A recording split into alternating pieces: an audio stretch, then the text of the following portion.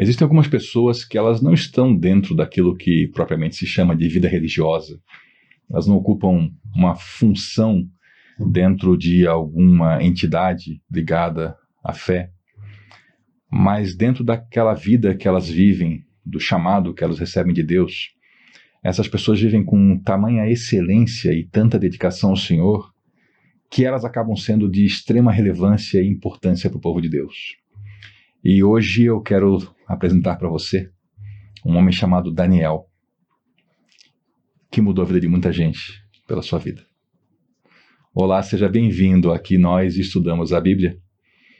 E hoje nós vamos ver um pouquinho, uma introdução ao livro do profeta Daniel. Essa aqui é a nossa série Escrituras Antigas. É uma série que eu estou fazendo de introduções aos livros do Antigo Testamento. Em cada vídeo dessa série, eu apresento um livro do Antigo Testamento. Não é um estudo completo.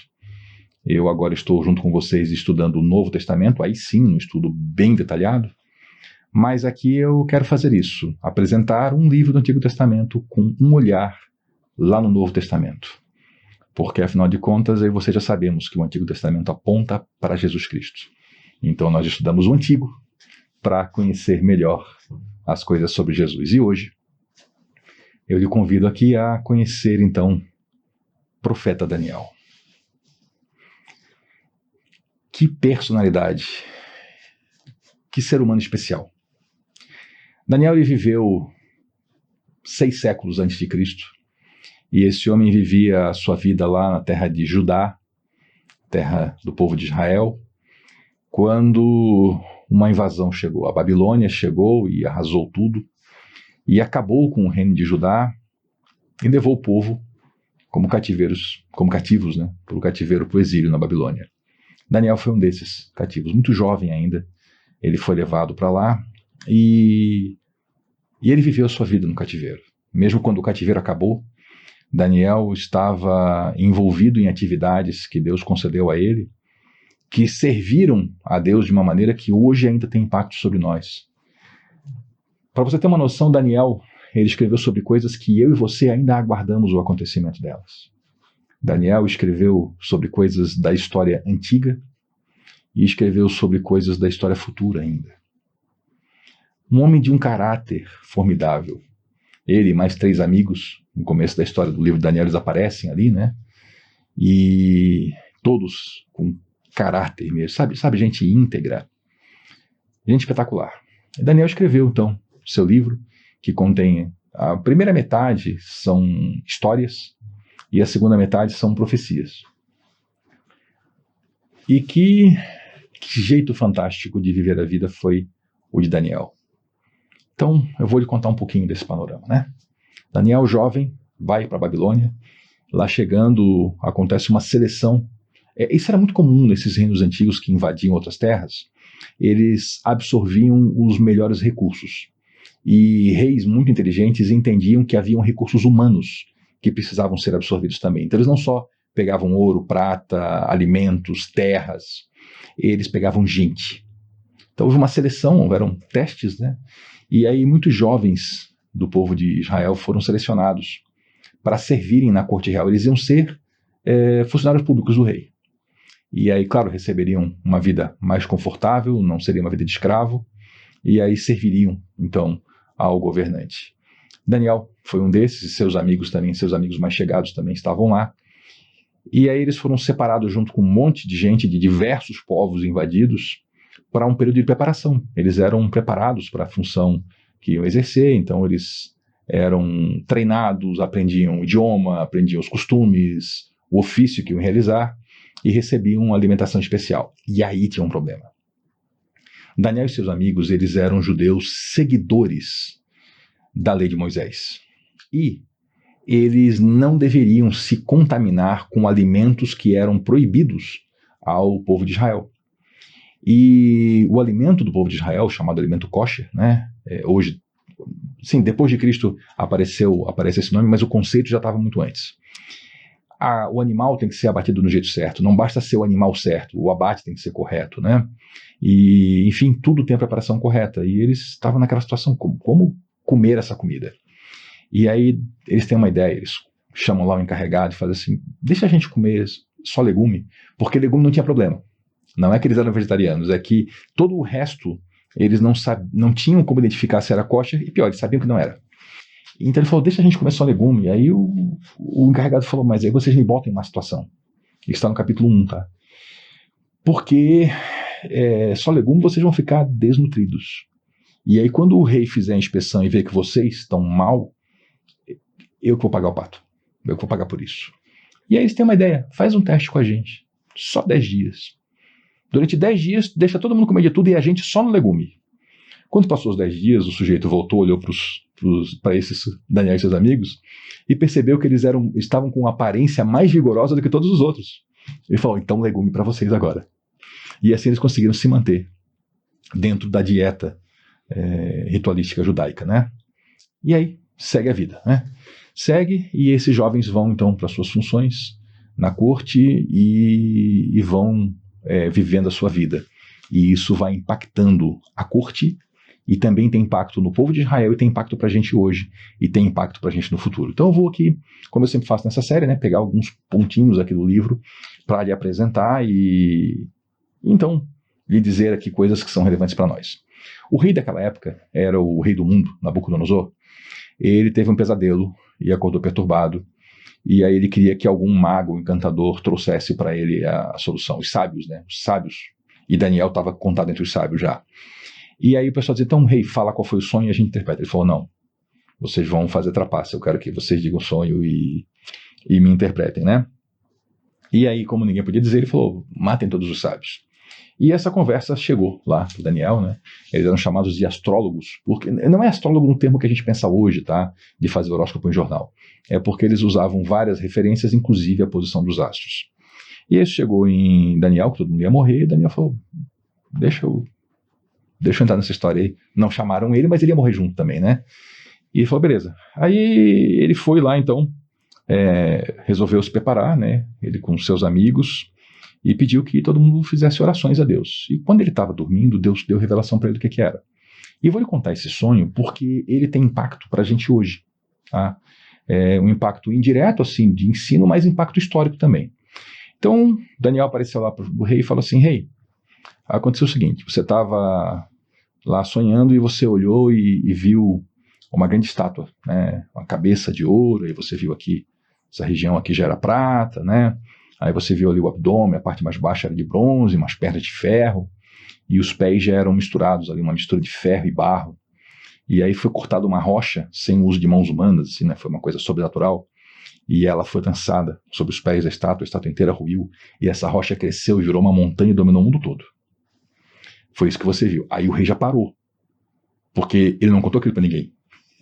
E Daniel deu a descrição, ele falou, agora eu vou interpretar. Essa cabeça de ouro é você. Você é o grande rei, mas você vai ser sucedido por outros reinos inferiores, mas ainda assim poderosos, né?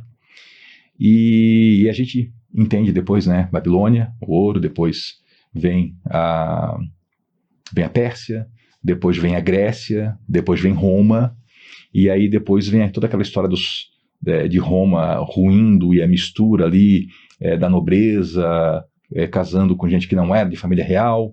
E aí vem a rocha cortada que não é por mãos humanas, Cristo.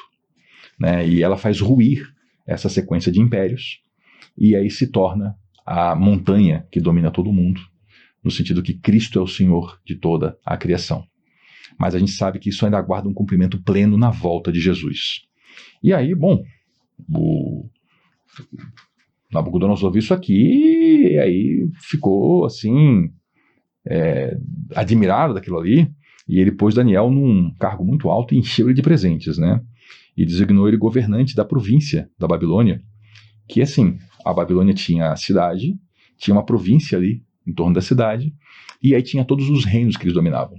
Então Daniel era o homem que governava aquela região ali administrativa onde ficava a capital. Ele se tornou governante ali, um cargo de grande confiança do rei, um cargo de muita, muita importância, né?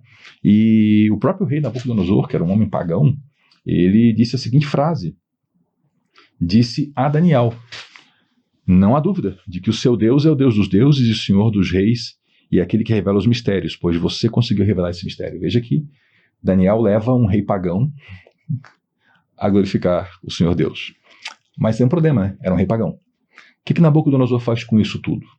Ele se enche de soberba e ele manda fazer uma estátua inteira de ouro dele mesmo, uma estátua para si. E aí ele decreta que todo mundo adora essa estátua, então faz uma festa, que toca trombetas, todo mundo tem que se ajoelhar. E nesse momento não aparece onde é que Daniel estava, mas aparecem os amigos dele, que não se ajoelharam. Aí contaram pro rei. Aí ele foi lá, chamou os amigos de Daniel e falou assim, vou dar mais uma chance para vocês. Eu vou mandar tocar a trombeta só para vocês. Aí vocês se ajoelham diante da minha estátua. E se não se ajoelharem, eu vou mandar jogar vocês no fogo e queimar vivo. E aí um deles responde assim, ô rei, fica sabendo que a gente não vai se ajoelhar. Pode dizer o que quiser. Deus é poderoso para nos livrar das tuas mãos. E aqui vem uma das partes que eu mais gosto. Ele fala assim, e se ele não livrar, fica sabendo que a gente não vai se ajoelhar. Tá vendo o que esses estão dizendo? Deus pode livrar, mas se ele não livrar, a gente não vai fazer coisa errada para se livrar. A gente não vai se dobrar diante da tua estátua. Nós adoramos somente a Deus. Aí é claro que dá ruim, né? Ele manda fazer aquela fornalha, manda jogar os 3 lá dentro, até o pessoal que foi jogar, a fornalha estava tão quente que esses caras morreram juntos. E aí, daqui a pouco ele tá lá, né? Olhando a fornalha, onde era para estar lá já os cadáveres queimando. Eu mandei jogar os 3 lá dentro. Sim, eu tô vendo 4 e estão caminhando dentro do fogo. E o quarto tem uma aparência assim que parece o Filho de Deus. Muitos entendem, inclusive, que era Jesus Cristo ali. Né? Não está expresso no texto, pode ser que seja um anjo, mas enfim, uma presença divina se fez ali, talvez direta, né, do Senhor Jesus, talvez por um mensageiro. E o rei falou, abre a porta, deixa esse pessoal sair. Saíram os 3, não só eles não estavam queimados, como nem a roupa deles tinha queimado, não tinha nem cheiro de fumaça. Então veja que é uma segunda lição para o rei Nabucodonosor, né? Primeiro ele ia mandar matar todo mundo, inclusive Daniel, e aí ele entendeu, né? Agora ele mandou matar os 3, e aí viu que o negócio não era por ali, viu que, olha, a coisa é diferente, e ele promoveu os 3, botou em cargos altos também na província de Babilônia. Então veja que Daniel e os 3 amigos dele já estavam em posições ali já de grande consideração e respeito. Aí agora começa dentro do livro de Daniel, capítulo 4, o que eu chamo de o livro de Nabucodonosor. Porque é a fala e a escrita do Nabucodonosor. Ele vai contar uma história dele. A história de conversão dele, eu vejo como história de conversão. Ele conta assim, olha, eu quero que todo mundo saiba o que aconteceu comigo. E ele conta uma história do passado dele.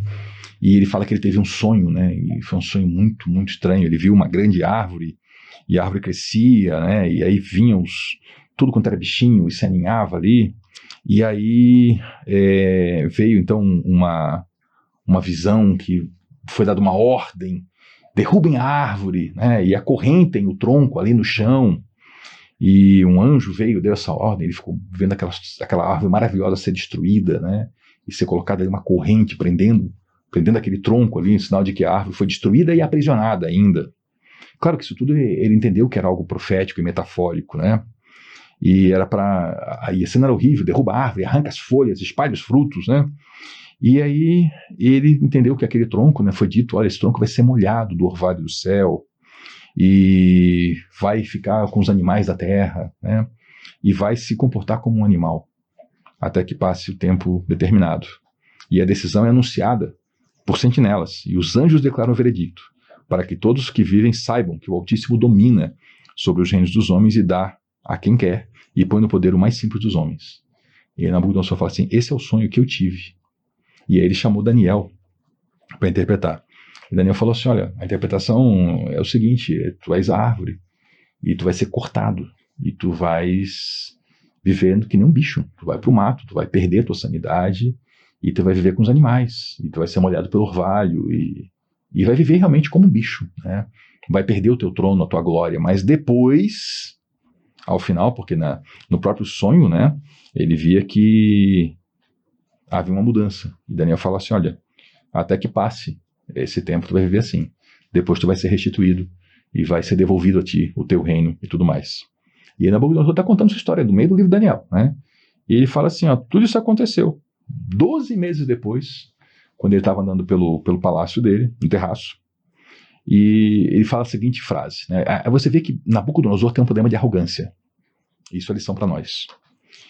Acaso não é a grande Babilônia essa aqui, a cidade que eu construí como capital do meu reino? Com o meu enorme poder e para a glória da minha majestade? Veja que ele já tinha passado pelo sonho, primeiro sonho, depois do episódio de ele fazer a estátua, tá? Ele teve o segundo sonho, onde foi avisado que isso ia acontecer com ele, e ainda assim ele estava arrogante. Olha só como eu sou glorioso. Ele ainda estava falando, estava nos lábios dele a palavra ainda, como ele ouviu uma voz. É isso que está decretado quanto a você, rei Nabucodonosor. Sua autoridade real foi tirada. Ali ele meio que enlouquece naquele momento, e ele vai para o campo, e ele vive que nem bicho. Ele perde a cognição, o raciocínio, ele deixa de se comportar como um homem, e ele passa a viver como um animal. Ele passa a ser molhado pela chuva, pelo orvalho, e a comer as coisas que ele vai encontrando, coletando, caçando, como um bicho, e não como gente. E o cabelo dele cresce, ele não tem mais o comportamento civilizado, né? Ele realmente é como se a mentalidade dele fosse embora, a mentalidade humana, e ficasse só ali uma essência animalesca buscando sobrevivência. Quando passou aquele período, ele disse que ele levantou os olhos ao céu e ele percebeu que o entendimento voltou para ele. Ou seja, terminou o tempo, ele olhou para cima e voltou a ser ele. E ele louvou a Deus. Ele fala, então louvei o Altíssimo, honrei e glorifiquei aquele que vive para sempre. Eu quero agora ler para você literalmente o texto que ele escreveu. Eu acho maravilhoso esse texto. Durante muito tempo eu tive isso aqui na tela de fundo do meu computador, porque eu acho lindo o que ele escreveu. Ele escreveu assim: o seu domínio é um domínio eterno, o seu reino dura de geração em geração. Todos os povos da terra são como nada diante dele. Ele age como lhe agrada, com os exércitos dos céus e com os habitantes da terra. Ninguém é capaz de resistir à sua mão ou dizer, o que fizeste? Naquele momento voltou o meu entendimento e eu recuperei a honra, a majestade agora do meu reino. Meus conselheiros e meus nobres me procuraram, meu trono me foi restituído e a minha grandeza veio a ser ainda maior. Agora eu, Nabucodonosor, louvo, exalto e glorifico o Rei dos céus, porque tudo o que ele faz é certo e todos os seus caminhos são justos. Ele tem poder para humilhar aqueles que vivem com arrogância. Eu leio aqui a conversão desse homem, desse arrogante, em um homem que se humilha diante de Deus. E o que esse homem fez tem impacto até hoje. Por quê? A Babilônia veio e exerceu juízo sobre Israel para que Israel se convertesse de volta ao Senhor. Eles foram o instrumento de Deus para a conversão do povo de Israel. E aí o povo de Israel volta depois de 70 anos do exílio, né? E aí segue a história que aponta até Jesus Cristo. E essa é uma história fantástica, né? Na história seguinte aqui de Daniel, agora eu já vou me encaminhando aqui para o final, ele convida você a ler depois do capítulo 5, é um descendente de Nabucodonosor, que ao contrário dele não teme a Deus e resolve fazer uma festinha e profanar os objetos sagrados que o Nabucodonosor trouxe do templo, mas guardou no tesouro real. E aí essa história não termina nada bem para ele. Mas eu vou pular essa história, essa eu lhe convido a ler. E eu quero só, depois vem a Daniel na Cova dos Leões, no capítulo 6, já num outro reino, né, um outro reinado mais à frente, porque Daniel ele passa, quando a Pérsia vem e domina a Babilônia, eles puxam Daniel para ser conselheiro na Pérsia também. Então ele continua em posições elevadas, um homem muito sábio, e aí ele começa a ter visões proféticas, né, vem a segunda metade do livro dele, muita coisa acontece, e aí vai chegar um ponto que eu acho interessante lhe mostrar, que é lá para frente do livro, que já a gente está falando aqui do famoso, assim chamado, não é um termo bíblico, é um termo da gente, né, jejum de Daniel. No terceiro ano de Ciro, rei da Pérsia, Daniel, chamado Beltesazar, era o nome babilônico que deram para ele, recebeu uma revelação. A mensagem era verdadeira e falava de uma grande guerra. Na visão que ele teve, ele entendeu a mensagem. Eu não vou entrar aqui nos detalhes das visões, tá, das mensagens, que a gente ainda vai ver quando estudar Daniel, mas olha que interessante. Naquela ocasião, eu, Daniel, passei 3 semanas chorando. Não comi nada saboroso, carne e vinho nem provei, e não usei nenhuma essência aromática, até que se passaram as 3 semanas. Daniel já era um homem idoso. Ele já não tinha mais condições, é o que se presume, né, de condições de saúde, de fazer aquele jejum mesmo, jejum total, né? Então ele se afasta daquilo que é mais prazeroso para ele. Ele não usa nenhum perfume, ele não come nada mais assim apetitoso, não bebe vinho, né, que o vinho sempre foi uma coisa muito apreciada no povo de Israel, não come carne, né, aqui já está no final da vida dele, ele já era um homem muito importante no reino, ele certamente já tinha acesso à carne preparada do modo correto, segundo a lei de Israel, né, a lei de Moisés, mas ele resolve também se abster disso, e ele não come nada saboroso, ele fica assim por 3 semanas, ele está chorando muito. Porque Daniel era um homem que ele se afligia muito pela situação do seu povo. Então tem orações lindas no livro de Daniel, onde ele confessa os pecados do povo, ele vai diante de Deus, e ele suplica a Deus pela sua misericórdia. É um homem muito, muito voltado, o coração dele é muito voltado para o benefício do povo de Deus. E é que ele faz isso, ele passa 3 semanas assim, e aí vem a resposta, né? E é muito interessante porque aparece um anjo para conversar com ele, e o anjo revela para ele uma batalha entre forças celestiais, entre anjos e demônios. E que Daniel, enquanto orava, saiu uma ordem para o anjo vir, mas um demônio tentou impedi-lo, até que veio um anjo mais poderoso, né, Miguel, que é aquele que, vamos dizer assim, como se fosse uma figura sobre o povo de Israel, né, e dá vitória para esse anjo vir trazer a mensagem. E aí tem mensagens até sobre coisas que ainda vão acontecer. Então Daniel, ele viu a sucessão ali de reinos, né, Babilônia, que ele viu, Pérsia, que ele viu também e serviu, depois os reinos que vêm, né, Grécia, Roma, tudo isso ele profetizou a vinda de Cristo, e ele profetizou sobre eventos ali no período entre o Antigo e o Novo Testamento, que definiram a história de Israel e o panorama, o cenário da vinda de Cristo. Todo esse cenário que estava montado foi já profetizado por Daniel sobre a sucessão de reinos, né? E Antíoco Epifânio, sim, tudo com uma linguagem muito poética. Aliás, muita coisa que a gente vê em Apocalipse a gente consegue entender porque aparece em Daniel, né? E Daniel não entende, aí ele vira para o anjo que fala com ele e fala assim, eu não estou entendendo o que é isso. Aí o anjo explica. É interessante que em Daniel tem muita metáfora, né, profecia e a explicação da profecia. Então a gente consegue entender um pouquinho mais essas figuras. Isso vai nos ajudar também a entender o Apocalipse depois, né? Daniel ali é o pequeno Apocalipse, né? Então é um livro fantástico, não são muitos capítulos, mas a densidade de conteúdo é muito grande. É um livro bom a gente degustar ele devagarzinho, claro que a gente vai, com a graça de Deus, um dia fazer o estudo completo dele, mas um livro realmente fundamental para entender a dinâmica do que é profecia a respeito do futuro, né? Porque tem a profecia, que é a entrega da palavra de Deus, e tem a profecia a respeito do futuro. Daniel trabalha muito com coisas do futuro. Um livro fantástico, muito interessante, eu estimulo você a ler esse livro. Se você tiver acesso a uma boa Bíblia de estudos ou um comentário bíblico, vale a pena, porque é um livro também que, como ele é muito denso, né, tem muita informação em cada versículo, às vezes a gente não presta atenção no versículo, perde o conteúdo. Então é bom ter um auxílio também para fazer esse estudo e entender a vida desse homem que no final não voltou para a terra de Israel. O pessoal voltou do exílio e ele continua servindo a reis, ele continua sendo chamado para servir reis, e a gente quando vê lá o banquete, né, de Belsazar, que profana os utensílios sagrados, Daniel já não estava mais nem ali a serviço do rei. Ele já era vamos dizer assim, um aposentado, né? Quando aparece lá uma visão terrível, aparece só uma mão, não aparece o corpo, e a mão começa a escrever na parede, sabe? E aí vê aquela escrita, o que é aquilo? Todo mundo em pânico, e aí a rainha mãe fala, no tempo do teu pai havia um homem santo, Daniel. Ele consegue saber o que é isso aí. Ou seja, esse rei nem sabe quem é Daniel não está a serviço dele. Mas Daniel está ali, ele é chamado, Daniel vem, lê, interpreta, ou seja, ele ainda está na cidade do rei, ele não voltou para Israel. Esse homem serviu o Senhor Deus de todo o coração, e a permanência dele em outros países, ela foi importantíssima para a história do povo de Deus, e ainda é importante, e ainda será importante nos eventos que marcaram a volta do Senhor Jesus. Então veja que Daniel não era um homem sacerdote, não estava servindo dentro do templo, não oferecia sacrifícios, ele ofereceu a vida dele para Deus.